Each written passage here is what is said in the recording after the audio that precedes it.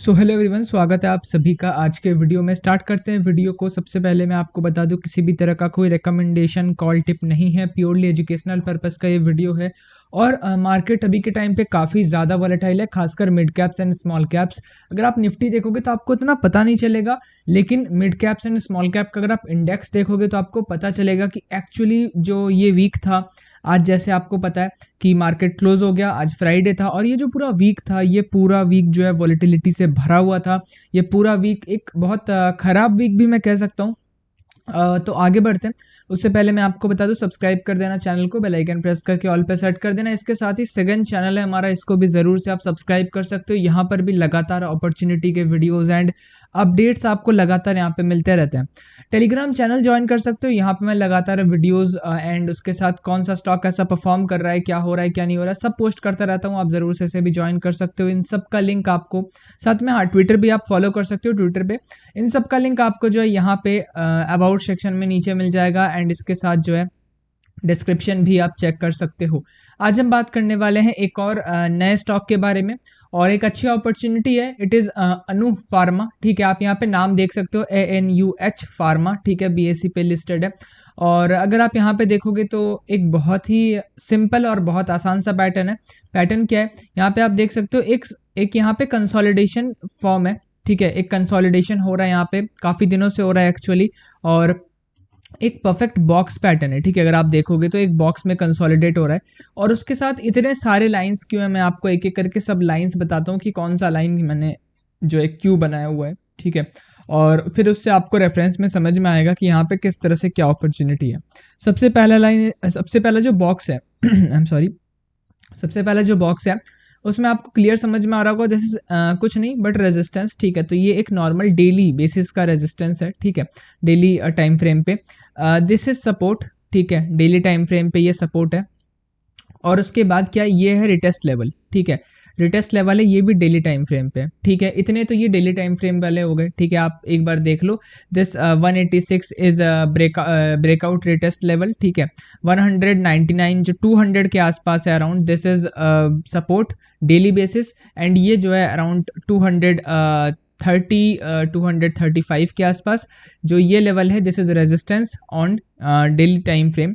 और उसके बाद अब चलते हैं, मैं मंथली पे चलूंगा। ठीक है, मंथली टाइम फ्रेम पे, और मंथली टाइम फ्रेम पे आप देख सकते हो एक परफेक्ट ब्रेकआउट कैंडल का यहाँ पे फॉर्मेशन हो रहा है। ठीक है, अगर मैं इस कैंडल को दिखा रहा हूँ, आप देखो, एक परफेक्ट ब्रेकआउट कैंडल है। और ये कौन सा ब्रेकआउट है आप देख सकते हो, एक लेवल ये था।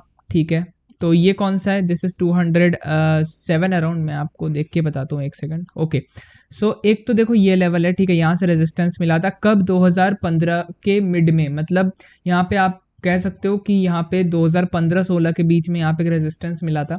एंड यहाँ पे 207 के आसपास का प्राइस है ये। तो एक तो ये लेवल हुआ। दूसरा यहाँ पे आप देख सकते हो 219 218 के आसपास यहाँ पे आपको लगभग 2 बार, ठीक है, देखने मिला था कब, 220 के बाद। ठीक है, मतलब 221 220 के बीच में।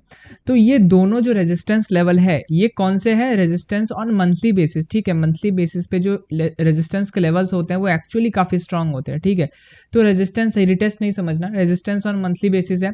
एंड इन दोनों को अगर आप देखोगे तो ये ब्रेकआउट कर रहा है। ठीक है, इन दोनों को। और यहाँ पे अगर मैं डेली टाइम फ्रेम पे आता हूँ तो आप देखोगे कि यहाँ पे जो है आपको कंसोलिडेशन देखने मिलेगा। यही दो लाइंस है। ठीक है, दिस इज अराउंड 15-16 2015-16 के आसपास जो रेजिस्टेंस था, और ये 2021 के आसपास जो रेजिस्टेंस था। ठीक है, तो इन दोनों में अगर आप देखोगे तो यहाँ पे कंसोलिडेट हो रहा है। ठीक है, और उसके बाद जो है यहाँ पे जैसे ही ब्रेकआउट होगा, एक बहुत अच्छा मोमेंटम एक्सपेक्टेड है यहाँ से, और इसीलिए यहाँ पे मैंने बॉक्स भी बनाया हुआ है। ठीक है, आप अगर आप देखोगे तो ये जो लो है, इसके नीचे मैंने SL रखा हुआ है। ठीक है, अब टारगेट स्टॉप लॉस की बात करते हैं। आप पूरा पैटर्न समझ गए हो कि यहाँ पे क्या है क्या नहीं है। ठीक है, अब टारगेट स्टॉप लॉस के बारे में बात करते हैं। तो टारगेट स्टॉप लॉस में सबसे पहले स्टॉप लॉस के बारे में बात करते हैं। अगर मैं एंट्री यहाँ पे मान लो 227 के आसपास जिस प्राइस पे है, क्योंकि थोड़ा बहुत नीचे आएगा, मान लो यहाँ पे आता है, इस लेवल में, इस जोन में आता है, आपको पता है ये जोन कौन सा है। ठीक है, ये जो है एक स्ट्रॉन्ग रेजिस्टेंस का जोन है, जो ब्रेकआउट हुआ है तो ये सपोर्ट प्रोवाइड करेगा। ठीक है, तो इस जोन में आता है तो यहाँ पे एवरेज डाउन कर सकते हो आप, कुछ क्वांटिटी नीचे ले सकते हो।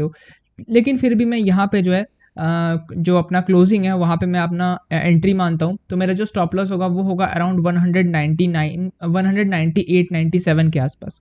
अब सवाल ये आता है कि यहाँ पे जो स्टॉप लॉस तो होगा ठीक है, लेकिन रीज़न क्या है इसके पीछे? तो very simple, this is support, ठीक है, एंड ये सपोर्ट के नीचे है। अब this is on daily closing basis, इसको आपको याद रखना है। मतलब क्या हुआ कि यहाँ पे अगर ये क्लोज करता है, ठीक है, अब यहाँ पे मैंने आपको पहले बताया हुआ है कि जो स्टॉप लॉस है वो आप दो तरह से ले सकते हो। एक स्टॉप लॉस जो है आप रख सकते हो ऑन क्लोजिंग बेसिस, ठीक है, और एक स्टॉप लॉस आप रख सकते हो हिट पे, ठीक है, कि जैसे प्राइस आया एग्जिट। लेकिन क्लोजिंग बेसिस जो है मेरे हिसाब से मैं ज़्यादा इसे प्रेफर करता हूँ एंड मेरे हिसाब से ये ज़्यादा बेहतर काम करता है। क्लोजिंग बेसिस क्या होता है, अगर आप यहाँ पे देखोगे तो 1 2 3 बार ये इस लेवल पे आया हुआ है, ठीक है, मतलब ये जो स्टॉप लॉस हिट होने के चांस है, मान लो ये स्टॉप लॉस 199 पे ही है, तो इसके हिट होने के चांस कितने बार थे? 1 2 3। लेकिन क्या अभी भी ट्रेड खराब हुआ है? क्या अभी जो है ट्रेड ऊपर नहीं गया? नहीं, जैसे ही हिट होता है ऊपर चला जाता है। तो यही प्रॉब्लम जो है सॉल्व कौन सा करता है? Closing basis. यहाँ पे देखो क्लोजिंग नहीं हुआ है, अगर क्लोजिंग हो जाएगा कब? डेली टाइम फ्रेम पे, एंड एक कंफर्मेशन मिल जाएगा। मान लो कि ये जो है ब्रेक हो गया, एक रेड कैंडल यहाँ बन गया, this is red candle and closing नीचे हो चुका है, तो यहाँ पे जो है हमें यहाँ पे ब्रेकडाउन देखने मिला है। लेकिन यहाँ पे कंफर्मेशन कैंडल का वेट करेंगे, अगर ये भी रेड होता है एंड नीचे क्लोज करता है, ठीक है, इसका मतलब क्या कि ये पैटर्न अब खराब हो चुका है और मैं इससे एग्जिट करने वाला हूँ, ठीक है।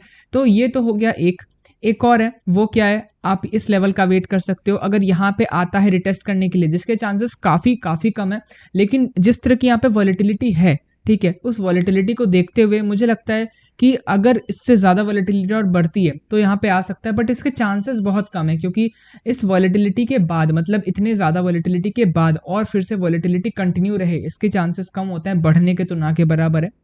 लेकिन हाँ, यहाँ पे अगर आता है तो यहाँ पे जो ब्रेकआउट लेवल है, यहाँ पे आप देख सकते हो, ब्रेकआउट को जब रिटेस्ट किया इसने तो यहाँ पे एक अच्छा जो है बाइंग हुआ था, तो यहाँ पे और यहाँ पे ये दोनों इंपॉर्टेंट जोन है फॉर बाइंग, ठीक है। तो मेरा सिंपल है, तो स्टॉप लॉस आपको समझ में आ गया होगा, क्लोजिंग बेसिस पे एक red candle close, 2 red candle close, तो मैं एग्जिट कर दूंगा। बाकी जो थोड़ा लॉन्ग टर्म के लिए जाना चाहते हैं वो इस लेवल के क्लोजिंग के नीचे भी देख सकते हैं, ठीक है, आप अपने हिसाब से देखना आपको किसके लेवल के नीचे क्लोजिंग चाहिए तो आप एग्जिट करोगे, ठीक है। तो जो लॉन्ग टर्म के लिए है, अगर मैं लॉन्ग टर्म में जाऊंगा तो मैं इसको प्रेफर करूंगा, अगर मेरा पोजिशनल ट्रेड है तो मैं इसको प्रेफर करूंगा। अब बात करते हैं हम टारगेट के बारे में। तो टारगेट जो है सिंपल है, यहाँ पे देखो अभी क्या है, this trade is actually not active as of now, मतलब कि यहाँ पे ऐसा नहीं कि यार ये कल ही चलना स्टार्ट हो जाएगा, नहीं, इसमें टाइम करेक्शन आपको थोड़ा बहुत और देखने मिल सकता है। हो सकता है कि स्टॉक यहाँ गया, फिर नीचे आ गया, फिर 1 2 बार और कंसोलिडेट किया, फिर ब्रेकआउट किया, ठीक है। तो ये इसका भी आपको ध्यान रखना है, ऐसा नहीं है कि ये जो है अभी से रॉकेट हो जाएगा। तो अभी इसका ब्रेकआउट नहीं आया है, इस रेंज के आपको ब्रेकआउट का एक्चुअली वेट करना है, ठीक है। और अगर फर्स्ट टारगेट के बारे में बात करें तो यहाँ पे फर्स्ट क्या, मैं कोई टारगेट नहीं रखने वाला हूँ पर्सनली। क्यों?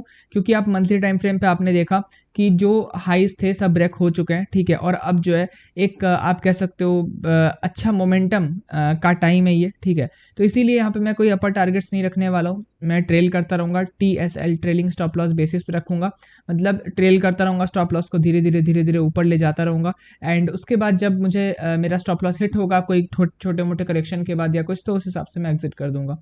तो ये पूरा मैंने बता दिया है कि मैं कैसे क्या सोच रहा हूँ, ठीक है। बाकी आप अपने हिसाब से लेवल्स को ड्रॉ करना, अपने हिसाब से जो है चीज़ों को आप सबसे पहले तो एक प्लान करो, ठीक है, चीज़ों को प्लान करने के बाद आप अपने हिसाब से एग्जीक्यूट करो। मैं किसी भी तरह का कोई रिकमेंडेशन कॉल टिप नहीं दे रहा हूँ। मिलते हैं किसी और वीडियो में, बाकी ज़रूर से आप टेलीग्राम चैनल ज्वाइन कर लेना अगर आपको जानना है कि SL आया, कब SL मैं बुक कर रहा हूँ, कब मैं टारगेट बुक कर रहा हूँ या क्या कर रहा हूँ, कब मैं स्टॉप लॉस को ट्रेल कर रहा हूँ, तो इसके लिए जो है टेलीग्राम पे मैं अपडेट करता हूँ, तो वहाँ पे आप ज्वाइन कर सकते हो। रिकमेंडेशन नहीं है। मिलते हैं किसी और वीडियो में, बाय बाय, जय Hind and thanks for watching.